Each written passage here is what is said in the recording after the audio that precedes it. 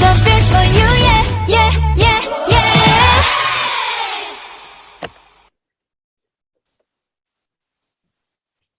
Assalamualaikum warahmatullahi wabarakatuh. Waalaikumsalam warahmatullahi wabarakatuh.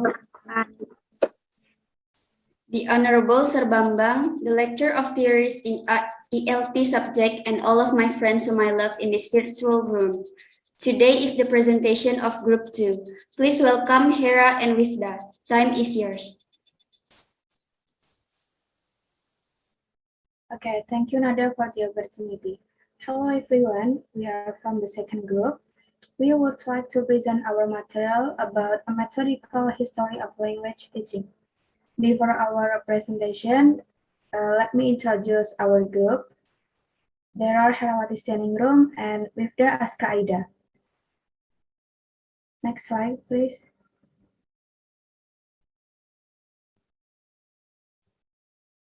Welcome to Chapter 2, about a methodical history of language teaching.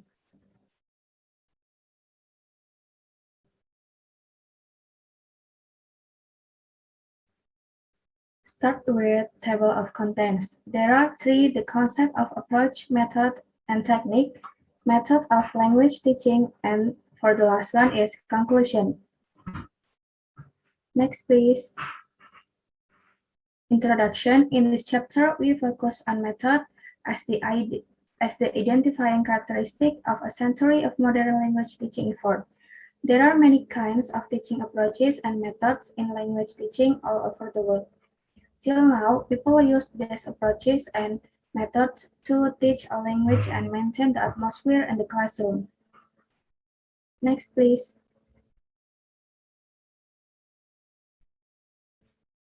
Approach, method, and technique. According to Edward Antonis, about 4 decades ago, 1963, he defined the concept of method into 3 elements.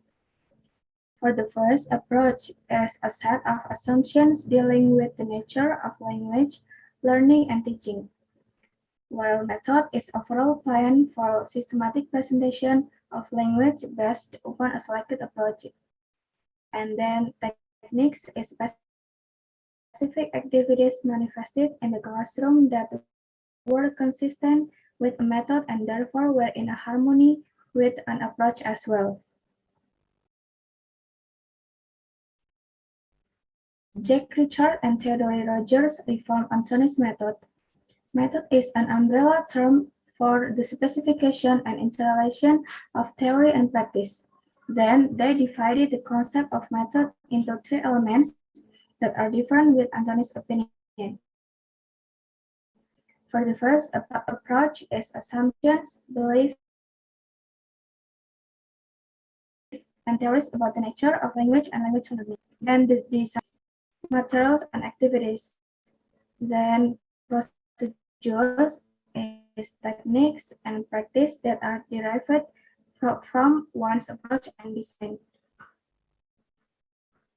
The next slide, there are bronze teaching by principle. Methodology is pedagogical practice in general, including theoretical underpinnings and related research. Whatever considerations are involved in how to teach are methodological.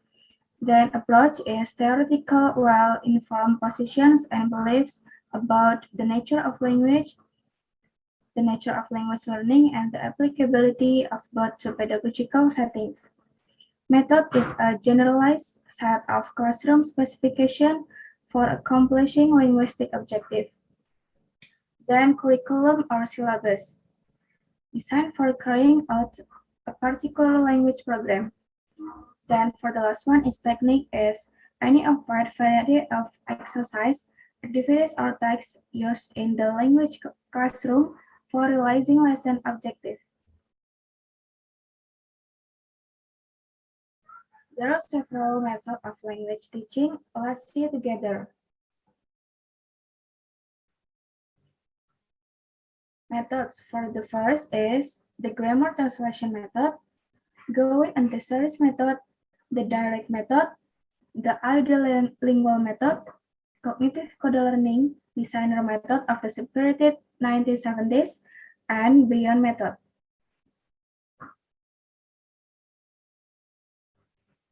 Changing ones and shifting sense. According to Albert McWhorter, changing ones and shifting sense as a clear cycle pattern in which a new method emerged about every quarter of a century. Each new method broke off the old but took with it some of the positive aspects of the previous practice. Times and winds are a metamorph that has meaning. The times they are changing, so as we already know, things are inconsistent, unstable, and always changing, like approaches or methods of language teaching. So, as the title was going to talk about the changes in method.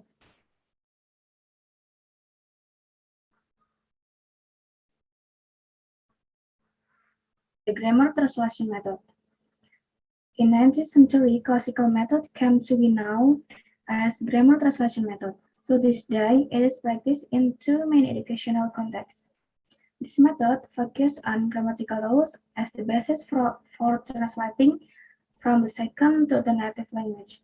Main characteristic classes are taught in the mother tongue way. The vocabulary is taught in the form of lists. Little or no attention is given to pronunciation, and most exercises are based on translating disconnected sentence. Then most instructors now acknowledge that this method is ineffective by itself. It is now more commonly used in the traditional instruction of classical languages. Next slide, please.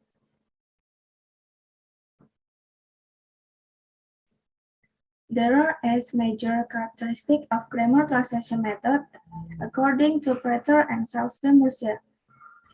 1. Classes are taught in the mother tongue way. 2. Much vocabulary is taught in the form of lists of isolated words. 3. Long elaborate explanation. 4. Grammar provides the rule for putting words together. 5. Reading or difficult classical text is begun early. 6. Little attention is paid to context of text. 7. Often the only drills are exercised in translating disconnect sentences from the target language. 8. Little or no attention is given to pronunciation. Even though the grammar translation remains so popular, this method doesn't enhance students' communicative ability in the language. There is no literature that offers a rationale or justification for it or that attempts to relate it to issues in linguistic, psychology, or educational theory.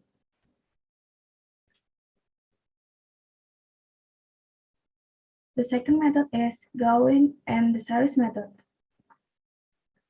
The point from this method is that language learning is primarily a matter of transforming perception into conceptions.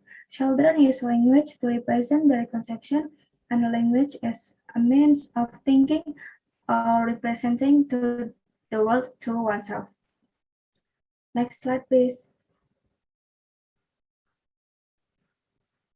The third method is the direct method. The direct method enjoyed considerable popularity at the beginning of the 20th century.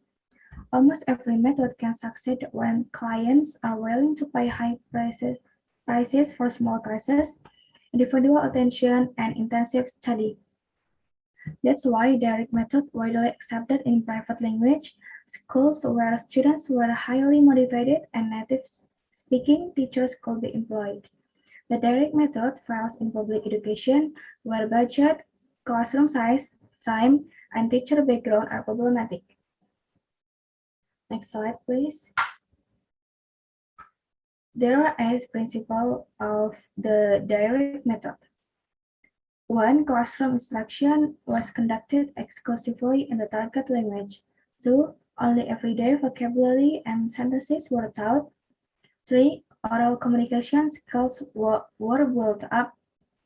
4. Grammar was taught inductively. 5. New teaching points were taught through modeling and practice. Concrete vocabulary was taught through demonstration. 7. Both speech and listening comprehension were taught.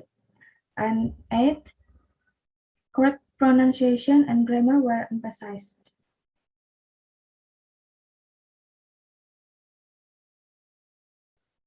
And for the fourth method is the audiolingual method. The audiolingual is a style of teaching which is based on behavioral theory, which proposes that certain traits of living things, and in this case humans, could be trained through a system of reinforcement. The audiolingual method advises that students without a language directly, without using the student's native language, to explain new words or grammar in the target language. Audiolingual method enjoyed many years of popularity even until now. However, its popularity was waned because of its ultimate failure to teach long-term communicative proficiency. Language didn't acquire through a process of habit formation and overlearning. Next slide, please. There are 12 characteristics of audiolingual method. 1. New material is presented in dialogue form. 2. There is dependence on memorization, set phrases, and overlearning. 3. Structures are sequenced by means of constructive analysis. 4. Structural patterns are taught using repetitive drills. 5. There is little or no grammatical explanation. 6. Vocabulary is strictly limited and learned in context. 7. There is much use of tapes, language labs, and visual aids. 8. Great importance is attached to pronunciation. 9. Very little use of the mother tongue by teacher is permitted. 10. Successful responses are immediately reinforced. 11. There is good effort to get students to produce error-free utterances. 12. There is tendency to manipulate language and disregard content. And for the next method will be explanation to my partner Wifda Askaida. Time is yours. Okay, thank you, Hera. My pleasure. 5 is cognitive code learning. The cognitive code approach of the 1970s emphasized that language learning involved active mental processes, that it was not just a process of habit information, or it can be in short description. Cognitive code consists of rules plus description plus competence plus mental plus social factors. Next slide.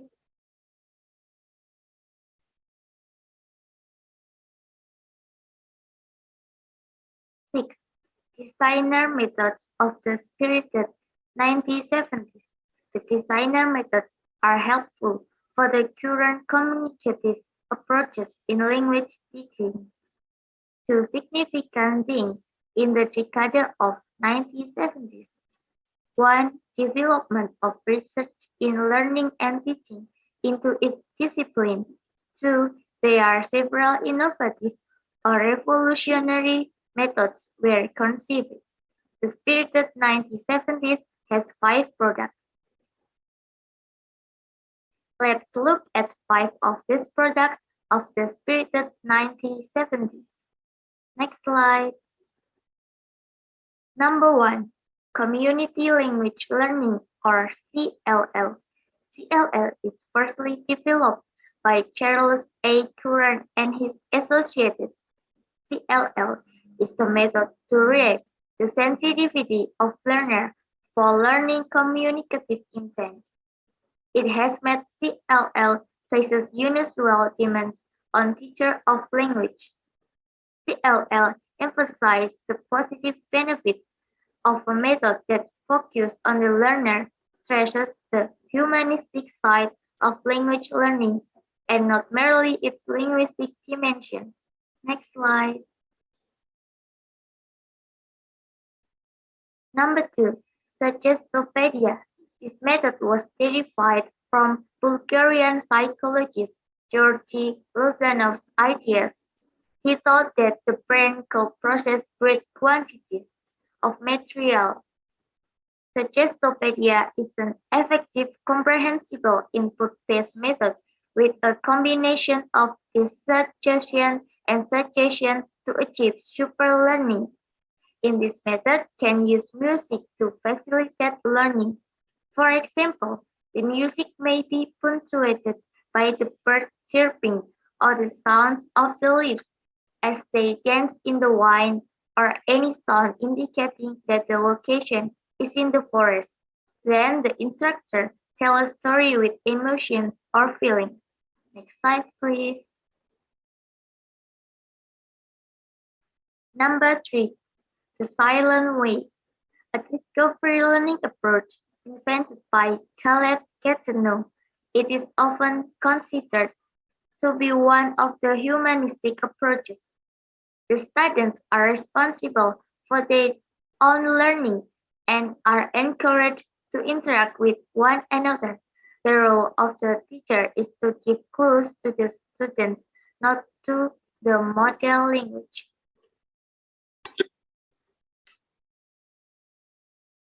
Number 4, total physical response, or TPR by James Esser. TPR is a method of teaching language or vocabulary concepts by using physical movement to react to verbal input. The purpose of TPR is to create a brain link between speech and action to boost language and vocabulary learning. TPR may be used to teach many types of vocabulary, but works best when teaching vocabulary connected with action. It is an effective strategy to use with English language learners as well as with native speakers when learning new words. Next slide.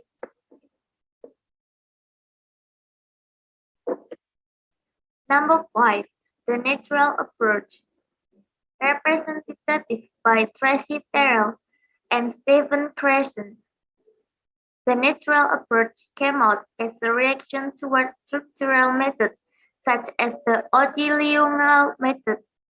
The natural approach is a comprehension-based language learning methodology which emphasizes the idea of exposure.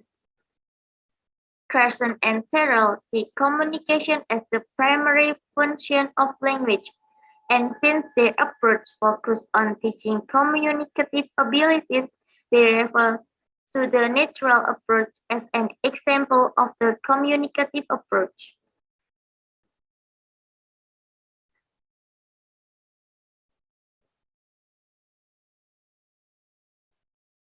Seven, Beyond Method. Beyond Method, National Functional Syllabuses. A national functional syllabus is an approach where the organization of the material is determined with notions or ideas the learners expect to be able to express through the target language and function as learners expect to be able to accomplish.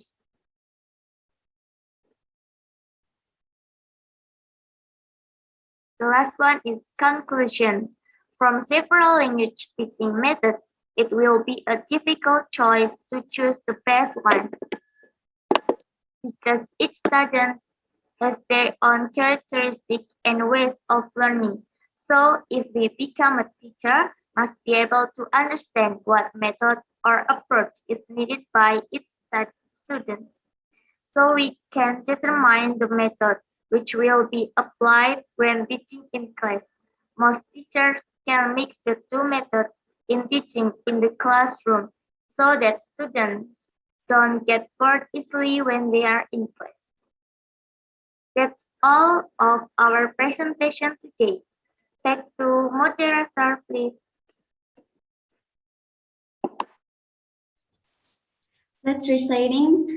Let's close this presentation by reciting Hamdalah together. Alhamdulillah. Wassalamualaikum warahmatullahi wabarakatuh. Waalaikumsalam warahmatullahi wabarakatuh.